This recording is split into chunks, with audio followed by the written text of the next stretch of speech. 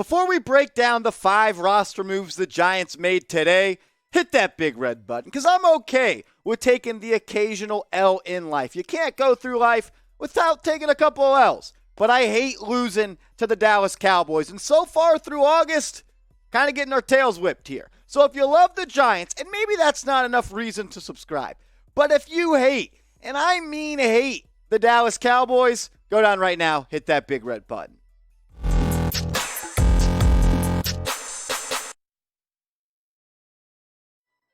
Welcome into New York Giants Now by Chat Sports. I'm your host, Marshall Green. In today's show, we're going to break down the 5 roster moves the G-men made, because across the NFL, it's cut day. You got to get down from 85 players to 80 players. And the Giants did that by actually not cutting anybody. 3 players are going to IR, which pretty much means their season is done. And they're also placing 2 players on the physically unable to perform list, which means they open up a roster spot with those 2 guys, as those 2 players, who we'll talk about later, cannot play in the first 4 games of this season. Today, it's a sad day around the NFL, because it's a lot of guys that have played football their entire life, and they see their dream, at least for this season, come to a close. You can always come back next season. Maybe you get picked up mid-season. There's always an avenue to get back to the NFL. Today's just a roadblock and a day that stinks for a lot of guys in the NFL. So I want everyone to like this video to show those guys some love.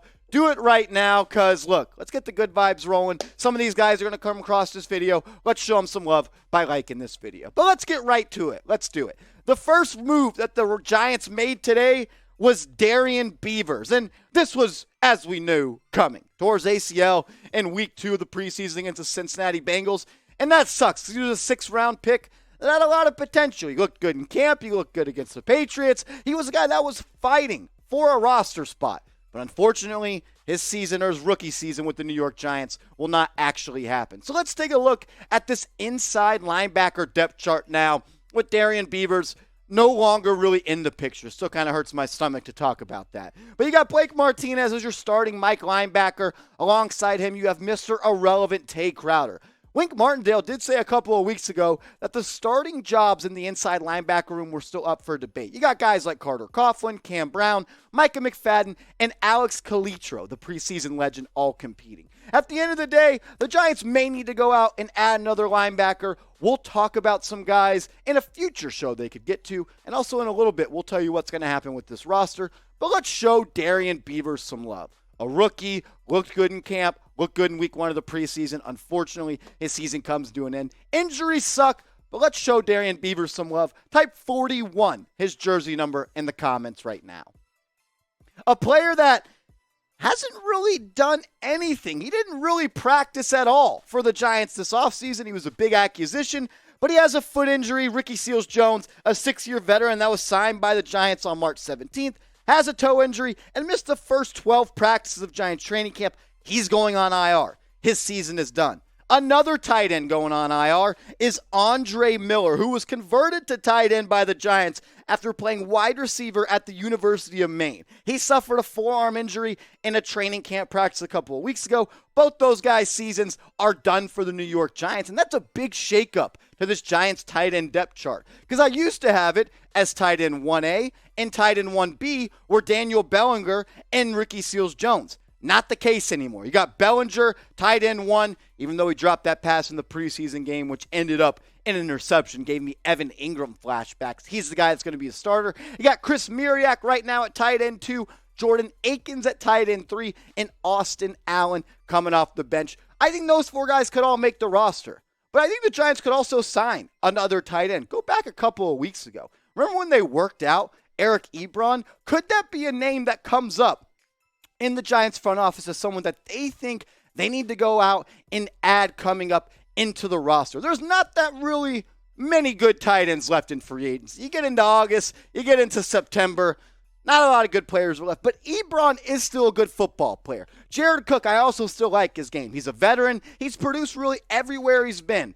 Jimmy Graham, he's washed at this point. Jesse James, he is what he is. Not a lot of talent left in free agency, but we could get to a point where the waiver wire starts to heat up. Rosters get down to 80, then they get down to 53. So the Giants could definitely be a team, I think, that starts to poach players that were made or put on waivers. Remember last year, the Giants made a couple of pickups. Quincy Roche being one of those guys as they got down to 53 players. I'll ask you this question. We showed you 4 names. I really only think Eric Ebron makes sense. But should the Giants sign another tight end? Or are you confident with Chris Miriak, Jordan Akins, and as well as Daniel Bellinger holding down that room? Let me know what you think. Be the GM. Y for yes and for no. We also got a great deal for all the real ones out there. A Giants t-shirt, two-pack. Kind of a tongue twister when you say it like that.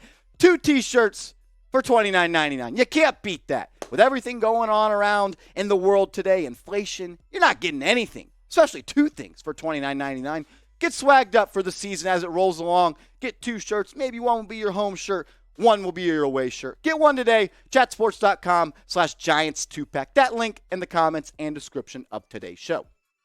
The Giants, they put 3 players on IR and 2 players on the PUP list. One being Matt Peart, still battling back from that ACL tear that he suffered in December of this past season, as well as Nick Gates, who had that nasty leg injury that he's working back from. I think it's an uphill battle, honestly, for Nick Gates to ever play in the NFL again. Matt Peart, he could come back after the first 4 weeks where he's not allowed to play. But this is now what that offensive line depth chart looks like. You still got AT at the left tackle, Shane Lemieux at left guard. I think he'll be ready to go by week 1.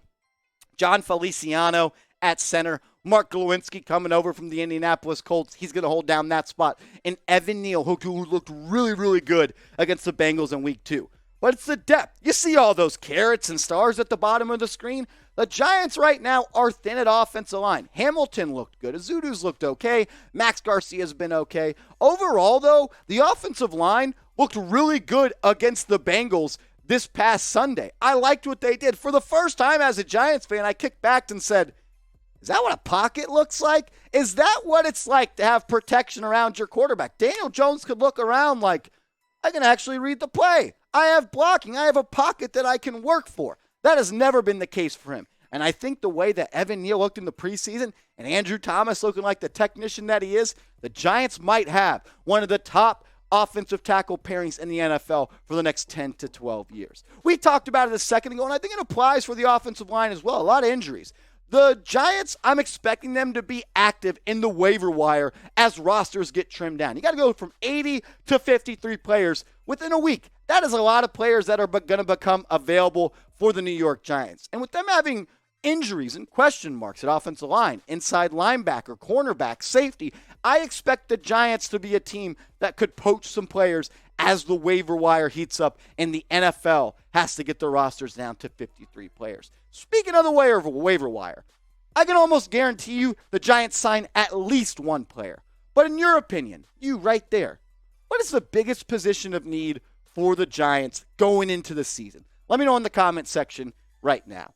And if you made it this far in the video, stay down in the comment section and type a real one. Let's do a real one roll call, because the real ones, they watch every single video and they always get to the end. And I like to go down in the comments when I get off work, get home, put my feet up, cook some dinner, put on some TV, go down there and look like, yo, I see him all the time. Darren Gale's always down there. He's down there. He's down there.